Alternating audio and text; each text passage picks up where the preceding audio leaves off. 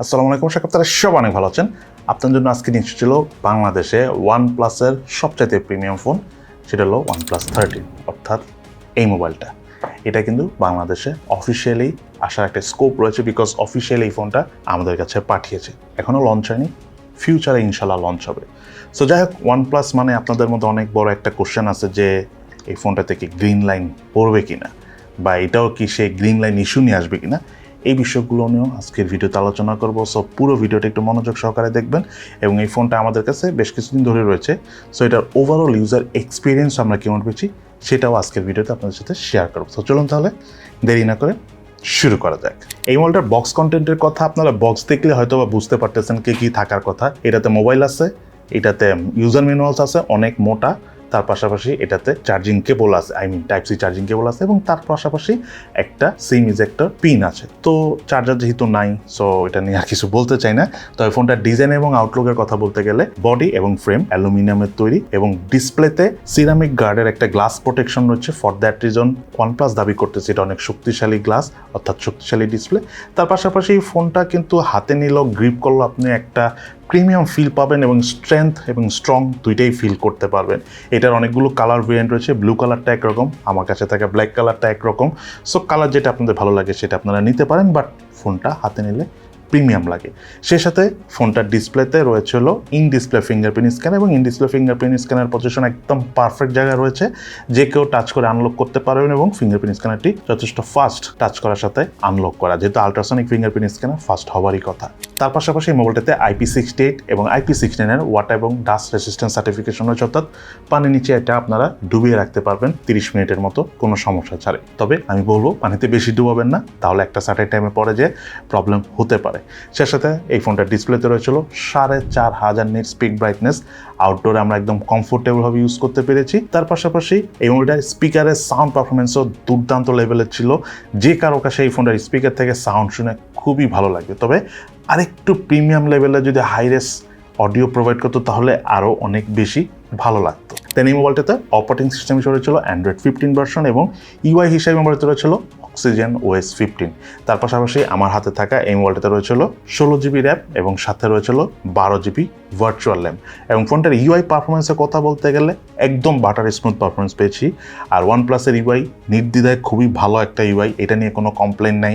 আগে ওইভাবে ছিল না, বাট ইউআইটা অনেক ইমপ্রুভ করেছে, আরও অপটিমাইজড করা হয়েছে। ফর দ্যাট রিজন আগের থেকে অনেক স্পিড ফিল পেয়েছি আমরা ইউআই ইউজ করতে যাই, ফোনটা ইউজ করতে যে। তার পাশাপাশি মাল্টিটাস্কিং পারফরমেন্স বলেন, একসাথে অনেকগুলো অ্যাপস ইউজ করার কথা বলেন, ইনফ্যাক্ট আমরা টুকটাক ভিডিও এডিটিং করেছি, এটাতে দুর্দান্ত লেভেলের ইউআই পেয়েছি, পারফরমেন্স পেয়েছি ইউআই থেকে। দেন এই মোবাইলটার থিকনেস হলো 8.5 মিলিমিটার, এবং ওয়েট হলো 210 গ্রাম। বাট ফোনটার ওয়েট ডিস্ট্রিবিউশন ঠিকঠাক হওয়ার কারণে সিঙ্গেল হ্যান্ডে আমরা একদম কমফোর্টেবলভাবে ইউজ করতে পেরেছি। ওয়েটটা একটু কম হলে আর একটু বেশি ভালো হতো।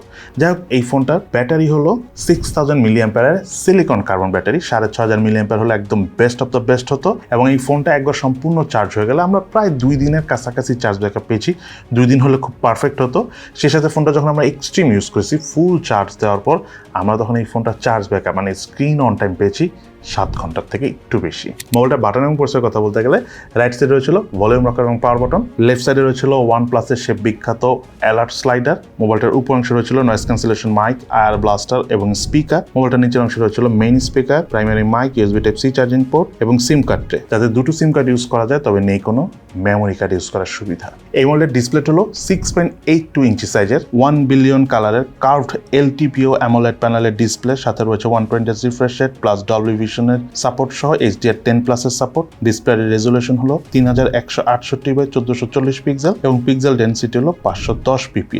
ডিসপ্লে চিন এবং ভেজেল এর কথা বলতে গেলে একদম সিমেট্রিক্যাল টাইপ, এবং অনেকই পাতলা এটা ভেজেল এবং চিন। ফর দ্যাট রিজন ফোনটা ইউজ করার সময় বেশ ভালো লেগেছে, এবং মিডিয়া কনজিউম করার সময় কিন্তু খুব মজা পেয়েছি এই ভেজেল এবং চিন কম থাকার কারণে। সেই সাথে ডিসপ্লে ঠিক উপরে সেন্টারে রয়েছিল 5 জোন সেলফি ক্যামেরা, এবং মোবাইলটাতে ওয়াইড ভেন L1-এর সাপোর্ট রয়েছে।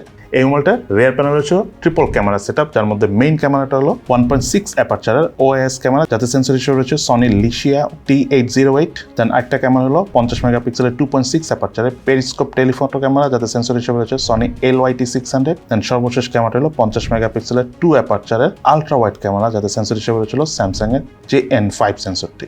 এর মধ্যে ক্যামেরা দিয়ে তোলা ছবির পারফরমেন্সের কথা বলতে গেলে আমরা অনেক ধরনের পজিশনে অনেক রকম ছবি তুলেছি। কালার ডিটেলস যথেষ্ট ভালো এসেছে, তবে আরেকটু ভালো ডিটেলস প্রোভাইড করলে অনেক বেশি ভালো লাগতো।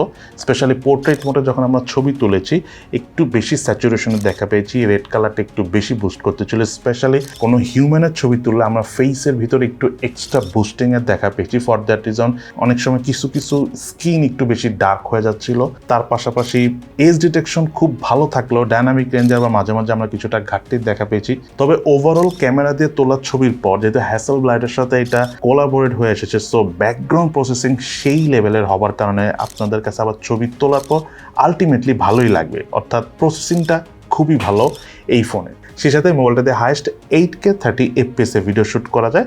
তবে 4K 60 FPS বেশ স্টেবলভাবে আমরা শ্যুট করেছি এবং যেটাকে বলে ওএস পারফরমেন্স অনেক ভালো ছিল 4K 60 FPS এবং 1080p 60 FPS ভিডিও শ্যুট করলে আপনাদের কাছে আরও বেশি ভালো লাগবে। সেই সাথে মোবাইলটাতে নানা রকম ফিচারের পাশাপাশি রয়েছে ডুয়েল ভিউ ভিডিও মোডের ভিডিও শ্যুট করার সুবিধা। তাই মোবাইলটা সেলফি ক্যামেরা হলো 32 মেগাপিক্সেলের, যাতে সেন্সর হিসেবে রয়েছিল সনি IMX615। এই সেন্সরটা কিন্তু খুব ভালো একটা সেন্সর। সো আমরা যখন সেলফি ক্যামেরাতে ছবি তুলেছি অনেক ভালো ছবি এসেছে, তবে কিছু ছবিতে রেড কালারটা একটু বেশি বুস্ট করতেছিল, সো একটু কালার অ্যাকুরেসির ঘাটতি ছিল। তবে পোর্ট্রেট মোডে এজ ডিটেকশন খুবই ভালো ছিল, ডায়নামিক রেঞ্জ ওভারঅল যথেষ্ট ভালো, তবে এই বাজেট রেঞ্জে অন্যান্য ফোনের সাথে ফাইট করার মতো না। দেন এই মোবাইলটাতে রয়েছিল camera two APS support. So আপনি চাইলে ইন ফিউচারে এই মোবাইলে আপনারা ম্যানুয়াল ক্যামেরা অর্থাৎ জিক্যাম ইউজ করতে পারবেন। এই মোবাইলটাতে প্রসেসর হিসেবে ছিল স্ন্যাপড্রাগনের এলিট প্রসেসর। এটা একটা 5G ফ্ল্যাগশিপ ক্যাটাগরির প্রসেসর, যার ট্রানজিস্টর সাইজ হলো 3 ন্যানোমিটার এবং এই ফোনটাতে জিপিইউ হিসেবে রয়েছে অ্যাড্রিনো 830। মোবাইলটার আন্তর্জাতিক স্কোর পেয়েছি আমরা 21,99,175। বেঞ্চমার্ক স্কোর টেস্টার যারা আমরা স্ক্রিনে শেয়ার করে দিয়েছি। এই ফোনটার গেমিং পারফরমেন্সের কথা বলতে গেলে শুরুতে একটা কথা বলে রাখি, এই যে চিপসেটটা রয়েছে এটা নিয়ে হিটিংয়ের অনেক কমপ্লেইন বা অনেক ধরনের আমরা অনেক কথা শুনে এসেছি যে একটু গেম প্লে করলে হিট হয়। বাট এই ফোনটাতে আমরা গেম প্লে করেছি। লং টাইম পাবজি গেমসটা বেশ ভালো গ্রাফিক সেটিংয়ে খেলা যায়। 120 FPS পর্যন্ত এটা ম্যাক্সিমাম সাপোর্ট করে, এর উপরে যায় না, সম্ভবত লক করা থাকতে পারে, ওটা আমরা কনফার্ম না। তবে গেম প্লে করার সময় 1.5 থেকে 2 ঘন্টা গেম প্লে করার পর দেখি ফোনটা হালকা হিট হয়। আর যেটা ভেগান লেদারের ফোন সেটা হয়তো বা আরও কম হিট আপনারা ফিল করবেন। সো যেটা আমি মনে করি যে অন্যান্য স্ন্যাপড্রাগন এলিট প্রসেসর দিয়ে আসা ফোনগুলোর থেকে এই ফোনটার হিটিংটা আমরা একটু কম পেয়েছি। তার পাশাপাশি ফোনটাতে আমরা অ্যাশফায়ারের মতো অনেক হালকা গেমসগুলো খেলেছি, যেটা কালার ডিটেলস অনেক ভালো হবার কারণে গেম প্লে করে এই ফোনে অনেক ভালো লেগেছে। আরেকটা বিষয় হলো ডিসপ্লেটা তো সামনে দিয়ে একটু কার্ভি টাইপের, সো ফিল পাওয়া যায় গেমিং করার সময়, আর টাচ রেসপন্স খুবই ভালো। সো ওভারঅল গেমিং পারফরমেন্স দুর্দান্ত লেভেলের, একটু হিট হয় বাট সেটা মেনে নেওয়ার মতো। দেন মোবাইলের স্টোরেজ টাইপ হলো UFS 4.0 এবং র্যামের টাইপ হলো LPDDR 5X। For that reason আপনি যখন গেমিং করবেন বা কোনো ধরনের মাল্টিটাস্কিং করবেন বেশ ভালো পারফরমেন্স পাবেন। এবং ফোনটাতে আমরা বললামই তো ভিডিওর শুরুতে যে ভিডিও এডিটিং করে দেখেছি, সেটার পারফরমেন্সও কিন্তু যথেষ্ট ভালো ছিল। ফোনটার প্রাইস নিয়ে কিছু বললাম না, বিকজ ফোনটা এখন পর্যন্ত বাংলাদেশে অফিসিয়ালি কখন লঞ্চ হবে বা কেমন প্রাইসে লঞ্চ হবে বা আদৌ লঞ্চ হবে কিনা এই ব্যাপারে ক্লিয়ার ইনফরমেশন পাইনি।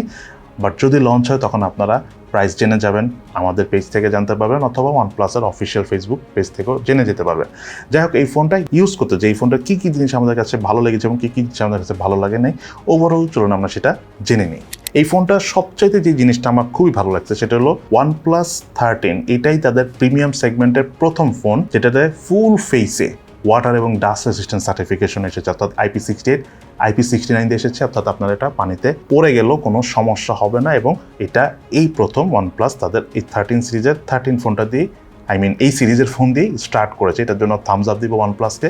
তার পাশাপাশি এই ফোনটাতে যে ডিসপ্লেটা ইউজ করেছে এটা বেশ শক্তপোক্ত এবং শক্তিশালী একটা ডিসপ্লে। দেন এই ফোনটার ইউআই নিয়ে যদি আমি কথা বলি, আমার কোনো কমপ্লেইন নেই, খুবই ভালো একটা ইউআই। এবং ওয়ানপ্লাসের ইউআই আসলে আগে থেকে শুরু থেকেই ভালো ছিল, সো এটা নিয়ে কথা বলতে চাচ্ছি না। দেন এই ফোনটার ক্যামেরা পারফরমেন্সের কথা বলতে গেলে আমি বলবো না যে ওয়ার্ল্ডের বেস্ট ক্যামেরা বা ওয়ার্ল্ডের টপ 3-তে থাকবে, কিন্তু এই ফোনটার ক্যামেরা পারফরমেন্স যথেষ্ট ভালো। পোর্ট্রেট মোডেও খুব ভালো ছবি ওঠে এবং সত্যি কথা বলতে হ্যাসেলব্লাডের সাথে এইটা কোলাব হয়ে আসার কারণে এটা ব্যাকগ্রাউন্ড প্রসেসিং অনেক ভালো। সো আপনারা ছবি তোলার পর ব্যাকগ্রাউন্ড প্রসেসিং দেখে আপনাদের কাছে অ্যামেজিংও লাগতে পারে কিছু ছবি। তার পাশাপাশি সেলফি ক্যামেরাটা ওকে লেভেলের, আর একটু ভালো হওয়া উচিত ছিল ফ্ল্যাগশিপ ক্যাটাগরির ফোন হিসাবে। তবে ফোনটা দিয়ে আবার গেমিং করে আমাদের কাছে অনেকই ভালো লেগেছে। স্লাইটলি হিট হয় বাট এটা কোনো মেজর ইস্যু না। দেন এই ফোনটার ডিসপ্লের কোয়ালিটি খুবই খুবই ভালো, অনেকই পাঞ্চি একটা ডিসপ্লে, কালার অ্যাকুরেসি খুবই ভালো, মুভি দেখে আমাদের কাছে অনেকই ভালো লেগেছে। আর HDR10+ সাপোর্টটা আমি খুব পছন্দ করি। সো সায়েন্টিফিক বা সায়েন্স ফিকশন যে মুভিগুলো আছে আপনাদের কাছে দেখে অনেক মজা লাগবে। দেন এই ফোনের সব থেকে যে বিষয়টা আমার সব ভালো লেগেছে সেটা হলো এই ফোনটার চার্জ ব্যাকআপ খুবই ভালো, বিকজ এটাতে 6000 mAh সিলিকন কার্বন ব্যাটারি রয়েছে। সো এমনিতেও চার্জ ব্যাকআপ বেশি পাওয়ার কথা, সো ওইটাই আমরা পেয়েছি। সো এই বিষয়গুলো যদি ওভারঅল থিঙ্ক করি, OnePlus 13 অবশ্যই ভালো একটা ফোন। প্রাইসিং এখন অনেক বড় একটা ইস্যু যে এই ফোনটা অ্যাকচুয়ালি কোন প্রাইসে বাংলাদেশ অফিসিয়ালি লঞ্চ হয়। আর গ্রিন লাইনের ব্যাপারে একটা কথা বলি, অনেকে আপনারা OnePlusকে the king of green line phone মনে করেন, বাট OnePlus সেটা থেকে আস্তে আস্তে বের হয়ে আসতেছে। ইন্ডিয়াতে তারা রিসেন্টলি ফোন লঞ্চ করেছে, সেখানে তারা আজীবনের জন্য ডিসপ্লে ওয়ারেন্টি দিবে, অর্থাৎ ফোন কিনলে ডিসপ্লেতে কখনো যদি কোনো প্রবলেম হয় আপনাকে ডিসপ্লে চেঞ্জ করে দেবে। বাট এনিওয়েজ আমরা আমাদের ভিডিওতে অলওয়েজ আপনাদেরকে বলতাম ইন্ডিয়ান ভেরিয়েন্টের OnePlus ফোন না নেওয়ার জন্য। সো শুধুমাত্র ইন্ডিয়াতেই তারা এই অফারটা দিচ্ছে, অন্যান্য দেশে 1 বছর বা 2 বছর রয়েছে, কিন্তু বাংলাদেশে অফিসিয়ালি এই ফোনটা সম্ভবত তারা যেটা দাবি করতেছে যে কখনোই গ্রিন লাইন পড়বে না। সো এইটা যদি হয় তাহলে তো খুবই ভালো, বড় বড় থামস আপ দিব আমি OnePlus বাংলাদেশকে। বাট এটা দেখা যাক ফিউচারে কী হয়, তখন আমরা বুঝতে পারবো। সো এই হলো ওভারঅল OnePlus 13 এই ফোনটার রিভিউ। আশা করি ইনশাল্লাহ OnePlus গ্রিন লাইনের যে খেতাবটা পেয়েছিল এতদিন সেটা থেকে বের হয়ে আসতে পারবে। সো দেন আমি আপনারা সবাদের জন্যই ভালো, বিকজ OnePlus অনেকেরই প্রিয় একটা ব্র্যান্ড ছিল। আমরা চাই সেই প্রিয় জিনিসটা যেন ফিরে আসবে। সো সবাই ভালো থাকেন, সুস্থ থাকেন, এবং কেমন লাগলো আপনাদের কাছে OnePlus 13 অর্থাৎ এই মোবাইলটি, সেটা কিন্তু ভিডিওর নিচে অবশ্যই কমেন্টস করে জানাতে ভুলবেন না। ইনশাল্লাহ দেখা হবে ফিউচারে।